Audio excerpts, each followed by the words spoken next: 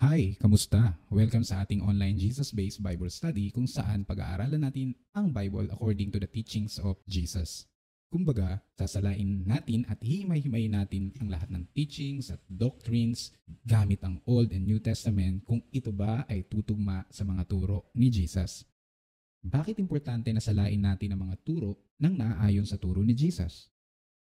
Sapagkat ang katotohanan, maraming mga teachings and doctrines ngayon sa Christianity at sa mga simbahan ang hindi naman talaga tumutugma sa mga turo at sa mga sinasabi ni Jesus. Magbibigay ako ng halimbawa, gaya ng pagbabawal ng iilang pagkain sa Old Testament, gaya ng baboy. Yes, ayon sa Old Testament at sa Jewish law, ito ay ipinagbabawal na kainin. Ibig sabihin ba, yung mga tao na kumakain ng baboy nagkakasala na sa Diyos? Ang sagot ay hindi. Maybe for health reason, huwag kang kumain kung sa tingin mo makakasama sa katawan mo. Pero kung dahil sa tingin mo ay nagkakasala ka kapag kumain ka, mali yun. Ano ba ang sinasabi ni Jesus tungkol dito? Sabi ni Jesus sa Matthew chapter 5 verse 16, hindi ang pumapasok sa bibig ng tao ang nagpaparumi sa kanya, kundi ang mga lumalabas sa kanya. Ano naman ang sinasabi ni Father God tungkol dito? Gawa 10, verse 10 hanggang verse 15. At gutom na si Pedro. Kaya gusto na niyang kumain. Pero habang inihahanda ang pagkain, may ipinakita sa kanya ang Diyos. Nakita niyang bumukas ang langit at may bumababang parang lapad na kumot na may tali sa apat na sulok nito. At sa kumot na ito, nakita niya ang lahat ng uri ng hayop, ang mga lumalakad, gumagapang at mga lumilipad. Pagkatapos, may narinig siyang tinig na nagsabi, Pedro, tumayo ka, magkatay ka at kumain. Sumagot si Pedro, Panginoon, hindi ko magagawa yan dahil hindi po talaga ako kumakain ng mga hayop na itinuturing na marumi at ipinagbabawal kainin. Ngunit muling sinabi ng tinig, huwag mong ituring na marumi ang kahit anong bagay na nilinis na ng Diyos. Ngayon, ano naman ang sinasabi ni Pablo tungkol dito? Romans 14 verse 20 and verse 23. Huwag mong sirain ang pananampalataya ng isang iniligtas ng Diyos ng dahil lang sa pagkain. Lahat ng pagkain ay maaaring kainin. Romans 14, this time verse 23.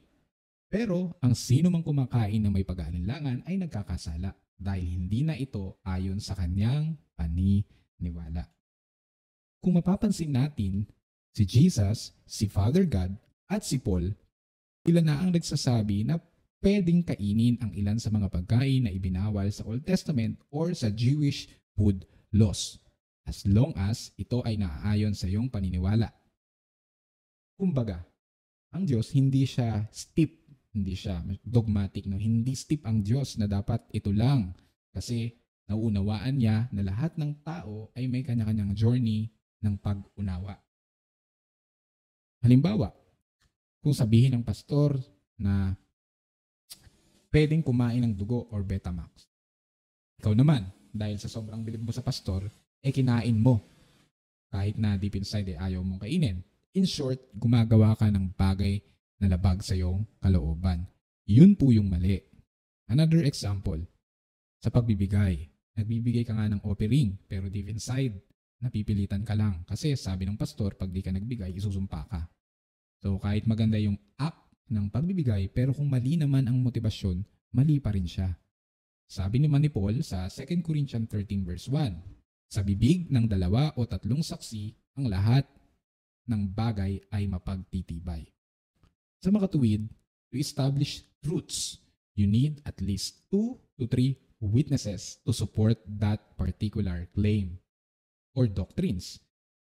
Sa example na ibinigay natin, we have at least 3 witnesses, Jesus, Father God, and Paul.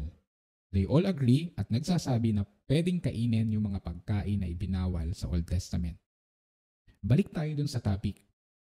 Bakit kailangan i-filter yung mga teachings and doctrines sa turo ni Jesus? Ilan lamang yung mga ibinigay kong example sa dahilan kung bakit kailangan salain natin ang mga teachings at doctrines at sa kung ano talaga ang sinasabi ni Jesus tungkol dito. Mahalaga ding malaman na sa pag-establish ng katotohanan, be it a doctrines or a teachings, dapat at least we have at least 2 to 3 witnesses to support it. So lahat ng doctrines at turo na maririnig mo, dapat, number 1, it should be in line sa teachings ni Jesus. Number 2, dapat it need to have at least 3 people or verses to support it. Maganda, iba't ibang tao, no? Kagaya na binigay natin example. Nagsalita si Jesus, nagsalita si Abba Father, nagsalita si Paul. They all agree and teaching the same thing. Now, lahat ng hindi tutugma doon sa dalawang yan, hayaan muna natin. No? Maybe someday, God will reveal the real meaning of the word. But for now, hanggat walang magsusupport sa certain interpretation na yan, itago muna natin yan sa baol. At mag-focus tayo sa mga verses na malilinaw, no? At sa mga truths na well-supported ng more than 2 or 3 witnesses. Yun lamang, no? Kung meron kang mga verses or topic na gustong i-discuss at pag-aralan natin gamit ang Jesus filter, just comment down below. Yun lamang, salamat at kita tayo sa next lesson. Paalam, mahal po tayo ng Diyos.